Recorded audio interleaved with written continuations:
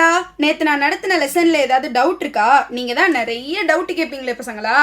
அதுவா டீச்சர், டவுட்லாம் நிறைய இருக்கு டீச்சர். பாடத்துல மட்டுமா டவுட்ஸ் இருக்கு, வாழ்க்கையே டவுட்டா தான் டீச்சர் இருக்கு. சொல்லுங்க சொல்லுங்க, என்னன்னு கேட்போம். உடம்புல எங்க பார்த்தாலும் வேர்க்குது டீச்சர், ஆனா ஏன் இந்த உதட்டுல மட்டும் வேர்க்க மாட்டுது? டீச்சர் எனக்கும் ஒரு டவுட் டீச்சர். இந்த அடமழை பெய்யும் போது வானம் மட்டும் ஏன் டீச்சர் கருப்பாவே இருக்கு? டீச்சர் இன்னொரு டவுட், பொழுதேனிக்கும் தண்ணியிலேயே இருக்கே இந்த மீன், இதுக்கெல்லாம் சளி பிடிக்காதா? இந்த மாதிரி கேள்விக்கெல்லாம் தீர்வு காண வந்தாச்சு நம்ம ஈஜிஸ் பிள்ளை சமுதாய வானொலியில அறிவியல் அறிவோம் இன்னுங்கிற ஒரு புதிய நிகழ்ச்சி. இது ஒரு அறிவியல் சார்ந்த தொடர். இந்த நிகழ்ச்சியின் மூலமா விடை காண முடியாத உங்க கேள்விகளுக்கெல்லாம் விடை சொல்ல போறாங்க. மறக்காம கேளுங்க. வாரந்தோறும் ஞாயிறு அன்று காலை 10 மணிக்கு அறிவியல் அறிவோம். ஈஜிஎஸ் பிள்ளை சமுதாய வானொலி 90.0. இது நம்ம ரேடியோ, நாகை ரேடியோ.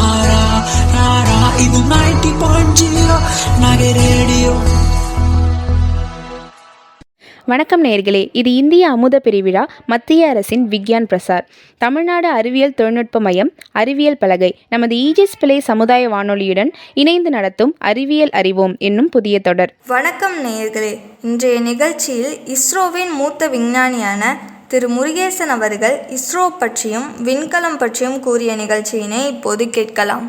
வணக்கம் சார், உங்களை பற்றி கொஞ்சம் இன்ட்ரோ கொடுத்தா எங்களுக்கு ரொம்பவே ஹாப்பியாக இருக்கும் சார். வணக்கங்க, நான் என் முருகேசன். நான் இந்திய விண்வெளி ஆராய்ச்சி கழகத்தில் மகேந்திரகிரி யூனிட்டில் பணி செய்துட்டு வரேன். நான் அந்த பணியில் 32 வருஷமாக ஒர்க் பண்ணிகிட்ருக்கிறேன். ஸோ நாங்கள் வந்து மகேந்திரகிரியில் எங்களுடைய மெயின் ஆக்டிவிட்டீஸ் வந்து திரவ இயக்க என்ஜின்களை வந்து பொருத்துறது, அதன் பின் பொருத்திய பின் அதை வந்து தரை நிலையத்தில் வைத்து அதை வந்து பரிசோதனை செய்வோம். பரிசோதனை செய்யும்போது அது வந்து ராக்கெட்டில் எந்த மாதிரி அது ஒரு பர்ஃபார்மன்ஸை கொடுக்குமோ அந்த பர்ஃபார்மன்ஸை தரையில் வச்சு நிலையத்தில் வச்சு டெஸ்ட் பண்ணி அந்த இதெல்லாம் மானிட்டர் பண்ணி அதன் பின் அதோடைய பர்ஃபார்மன்ஸை அசஸ் பண்ணி அனலைஸ் பண்ணிவிட்டு தென் திருப்பி வந்து அதை ஸ்ரீஹரிகோட்டாக்கு வந்து ராக்கெட்டில் லான்ச் பண்ணுறதுக்காக அனுப்புவோம். இதுதான் எங்களுடைய மெயின் ஒர்க்கு. அவங்களோட இணைந்து பணியாற்ற போகிறோம். இது வந்து நான் ஏற்கனவே கூறியது போல் ஒவ்வொரு வருஷமும் இது நடக்கக்கூடிய ஒரு நிகழ்வு. இந்த நிகழ்வுக்கான காரணம் என்னவென்றால், இந்த நம்ம உலக அளவில் அக்டோபர் 4ஆம் தேதி முதலாக உலக அளவில் ஸ்புட்னிக் என்ற வந்து ஒரு ஆர்டிஃபிஷியல் சேட்டலைட், உங்களுக்கு தெரியும்னு நினைக்கிறேன். நேச்சுரல் சேட்டலைட்டுங்கிறது நம்ம மூன், ஆர்டிஃபிஷியல் சேட்டலைட்டுங்கிறது மனுஷன் ஒரு லேபில் வச்சோ ஒரு இதில் அசம்பிளி ஹாலில் வச்சோ செய்து அதை உந்து வாகனம் வழியாட்டு விண்வெளிக்கு அனுப்புறது தான் ஆர்டிஃபிஷியல். இப்போ இந்த ஸ்புட்னிக்குங்கிற ஆர்டிஃபிஷியல் சேட்டலைட்டை தான் நம்ம உருவாக்கி முதலாட்டு விண்வெளிக்கு அனுப்பினோம். அந்த டேயை ஒரு மார்க்காக வச்சு கொண்டாடுறதுக்காக தான் இந்த அக்டோபர் 4 நம்ம செலக்ட் பண்ணியிருக்கோம். அடுத்து இந்த வாரம்ங்கிறது ஒரு 8 நாள். ஸோ அந்த இது 10ஆம் தேதி இந்த நிறைவு நாள். அந்த நிறைவு நாளை நம்ம எப்படி பண்ணியிருக்கோம்னா, இந்த அக்டோபர் 4 1957 அதில் தான் இந்த ஸ்புட்னிக்கை நம்ம லான்ச் பண்ணோம். அதுக்கப்புறம் கரெக்டாக 10 வருஷம் கழித்து இந்த இதை வந்து இந்த விண்வெளி ஆராய்ச்சிகளை ஒரு டிக்ளரேஷனாட்டு யூஎன், அதாவது யுனைடெட் நேஷன்ஸ் வந்து ஒரு அக்கார்டாட்டு சைன் பண்ணாங்க. அந்த சைன் பண்ணனால அந்த 10ஆம் தேதி, ஸோ அக்டோபர் 4 கரெக்டாக 10 வருஷம் கழித்து தான் இந்த அக்கார்டு சைன் பண்ணாங்க. அதை வச்சு இந்த அக்டோபர் 4 10 வரை இந்த விண்வெளி வாரமாட்டு அதை வந்து அறிவித்தாங்க. ஸோ நான் ஏற்கனவே கூறியது போல் இது ஒரு வருடாந்திர நிகழ்ச்சி. இந்த நிகழ்ச்சியை முன்னிட்டு நம்ம வந்து இந்த இஸ்ரோ உலகளவில் வந்து இந்த விண்வெளி ஆராய்ச்சியில் எப்படி நம்ம ப்ரோக்ரஸ் பண்ணிக்கிட்டு இருக்கோம்.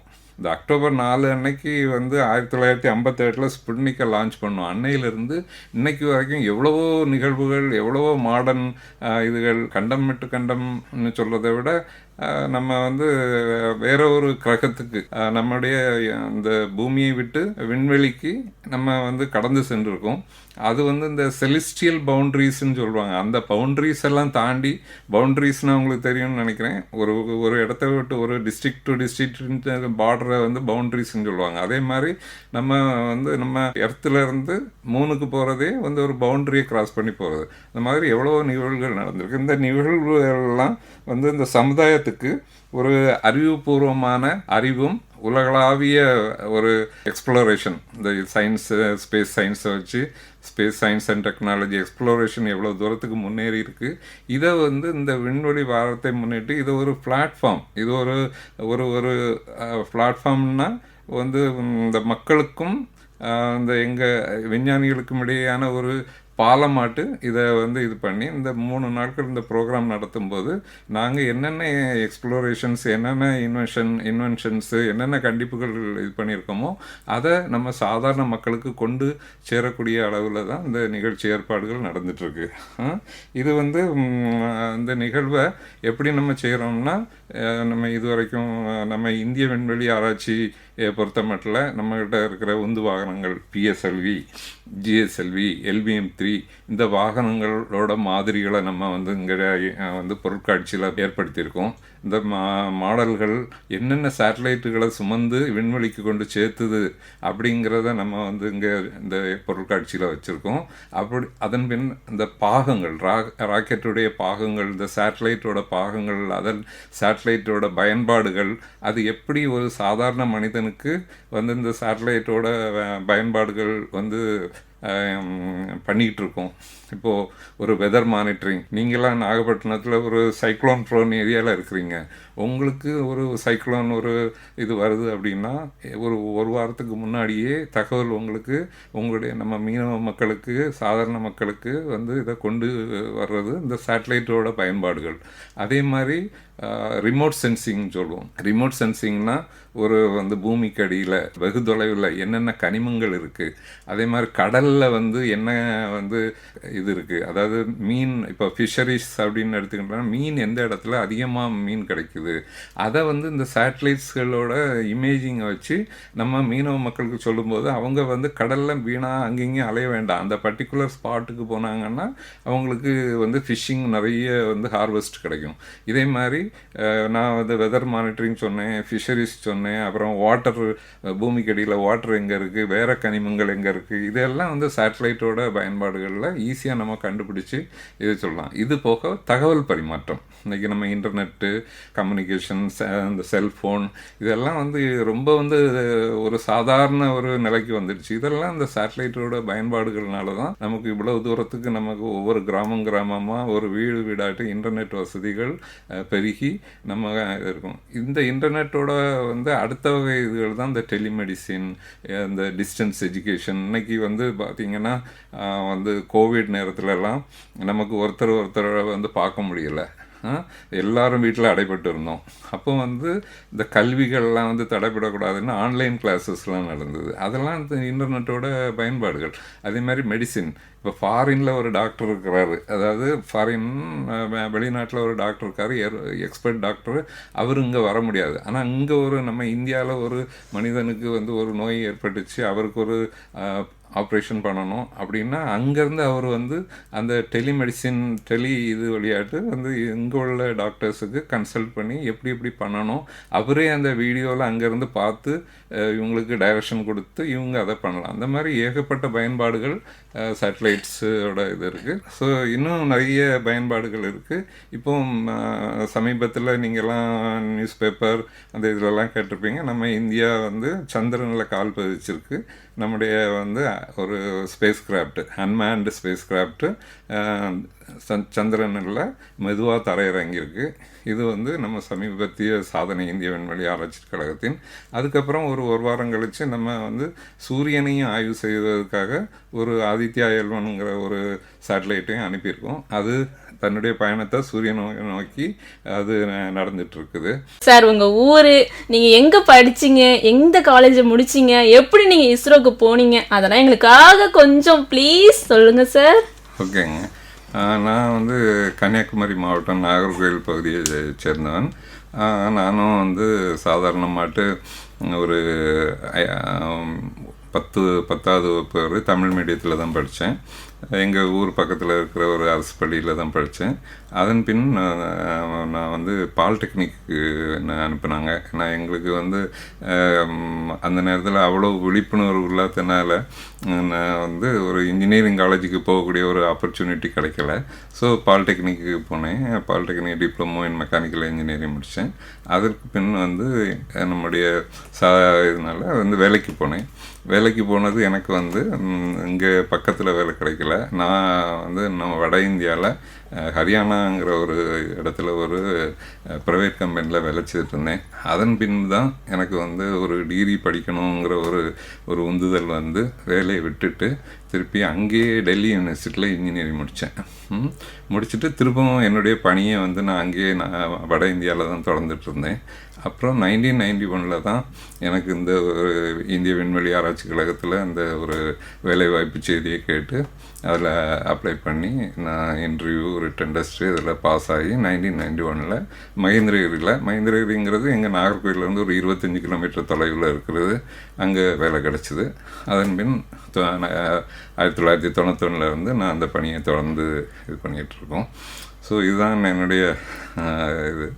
ஓகே, இதில் வந்து இதில் வந்து இந்திய விண்வெளி ஆராய்ச்சி கழகத்தில் வந்து அவங்கவுங்களுடைய கான்ட்ரிபியூஷன்ஸ், அதாவது எப்படி வந்து நம்முடைய திறனை வந்து நம்ம வெளிப்படுத்துகிறோங்கிறத ஒவ்வொரு வருஷமும் வந்து ஒரு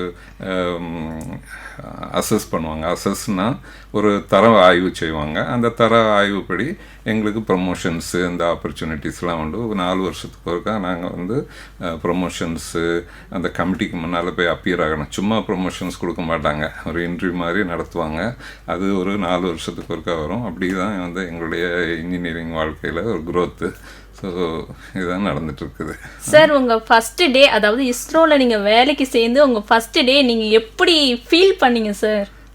அதாவது எனக்கு பார்த்தீங்கன்னா வந்து நான் வந்து ஏற்கனவே கூறியது போல் வந்து நான் வட இந்தியாவில் ஒர்க் பண்ணிகிட்டு இருக்கும்போது ஒவ்வொரு தடவையும் அந்த நாகர்கோயிலேருந்து சென்னைக்கு போகும்போது அந்த நிறுவனத்தை பார்த்துட்டு ஒரு ஏக்கத்தோடு தான் வந்து அந்த ரோடை கிராஸ் பண்ணுறது.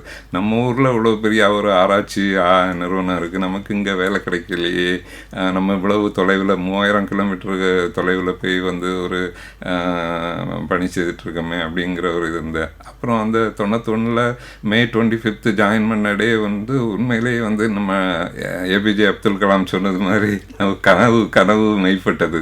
ஸோ அந்த மாதிரி ஒரு ஃபீலிங் இருந்தது. ஸோ உண்மையில் அது ஒரு சந்தோஷமான டே 25 May 1991. அது என்னுடைய வந்து ஃபார்ச்சுனேட்லி என்னுடைய டேட் ஆஃப் பர்த்தும் கூட. அந்த மாதிரி வந்து ஒரு இது வந்தது. ஸோ என்னுடைய பணி நடந்துட்டு இருக்குது. ஸோ நாங்கள் சமுதாய பணியும் நடத்திட்டு வரோம். சார், நீங்க பேசிட்டே இருக்கும் போது அப்துல் கலாம் ஐயா சொல்லியிருக்கீங்க கனவு காணுங்கள் திட்டமிடுங்கள்னு சொல்லியிருக்காங்கன்ட்டு, அதே மாதிரி உங்களுக்கு நடந்துச்சுன்னு சொல்றீங்க. தென் நீங்க அப்துல் கலாம் ஐயாவை நீங்க பார்த்துருக்கீங்களா? ஆமாம், அவங்க வந்து விஞ்ஞானியாக இருக்கும்போது எங்களுக்கு அந்த ஒரு வாய்ப்பு கிடைக்கல. அவங்க இந்திய குடியரசுத் தலைவர் ஆன பின்பு ஒருக்கா எங்களுடைய அலுவலகத்துக்கு வந்திருந்தாங்க. ஸோ அந்த நேரத்தில் அவங்கள்ட்ட பார்த்து அவங்கள்ட்ட எல்லாம் உரையாடணும்.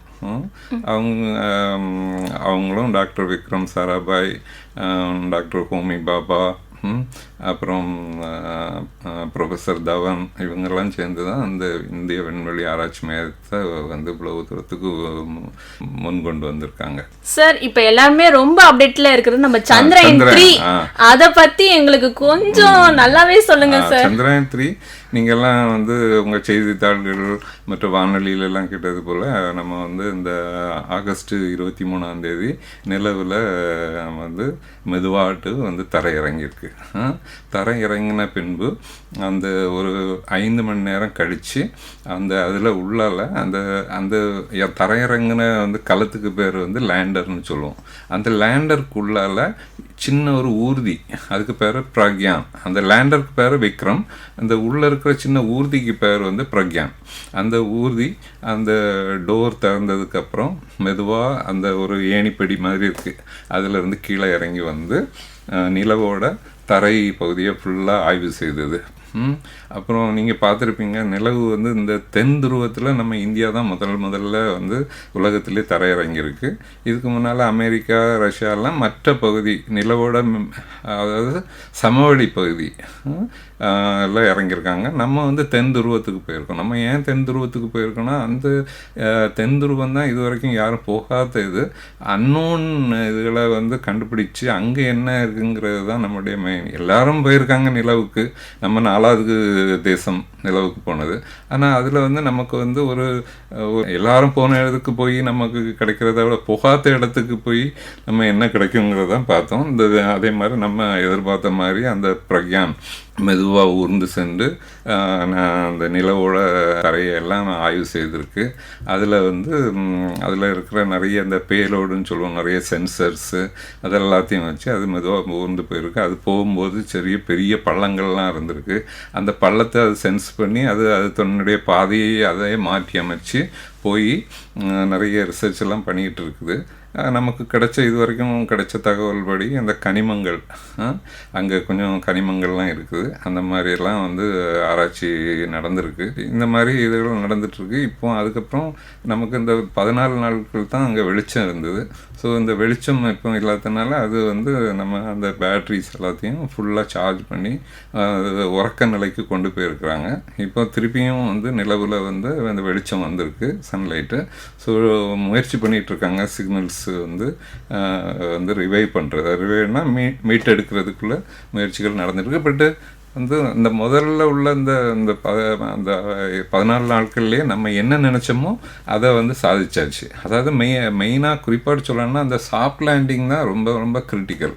அந்த சாஃப்ட் லேண்டிங்கை நம்ம வந்து பண்ணிட்டோம் 2வது முறையாக. ஃபஸ்ட் டைம் கொஞ்சம் பண்ண முடியலை சந்திரயான் 2ல். சந்திரயான் 3ல் சாஃப்ட் லேண்டிங் பண்ணிட்டோம்.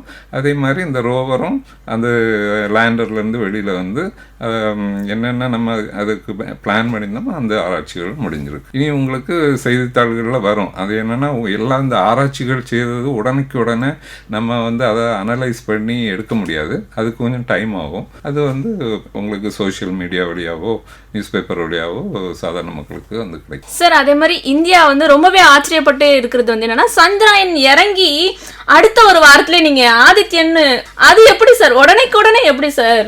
இல்லை, இது வந்து அப்படி இல்லை, உடனுக்குடன் இல்லை. இதெல்லாம் வந்து ரொம்ப காலமாகவே திட்டமிட்ட இது நிகழ்வுகள் வந்து. ஏன்னா ஒரு சேட்டலைட்டோ ஒரு ஏவு வாகனமோ வந்து செய்கிறதுக்கு வந்து நிறைய சமயம் எடுக்கும்.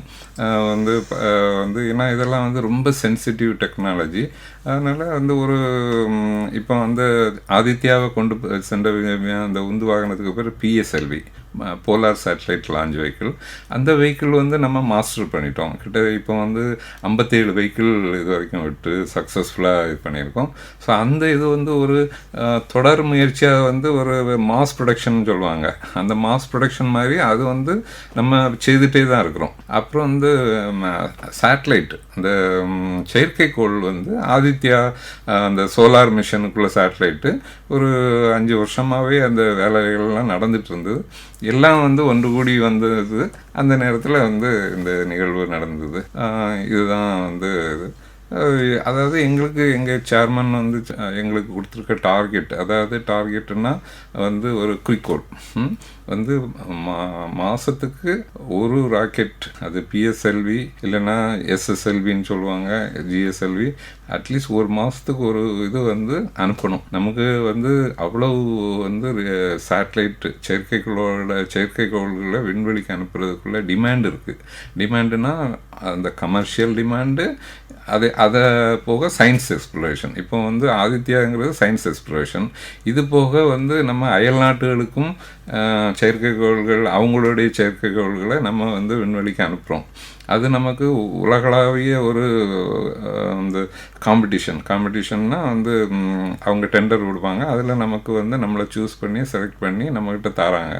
ஸோ அதனால் இந்த PSLV வாகனத்தோட தயாரிப்பு வந்து ஒரு தொடர் இதாட்டு நடந்துக்கிட்டே இருக்கு. ஸோ அதுதான் அந்த இது வந்து நம்ம வந்து உடனே அனுப்ப முடிஞ்சதோட காரணம்.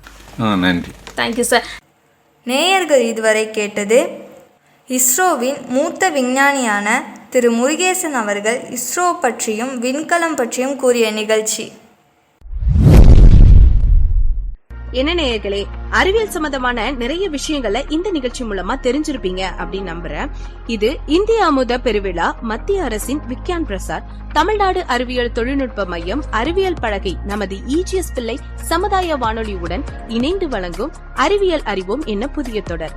அடுத்த தொடர்ல கண்டிப்பா உங்க எல்லாரையும் நாங்க சந்திக்கிறோம். அதுவரை உங்களிடமிருந்து விடைபெறுகிறோம். நன்றி, வணக்கம்.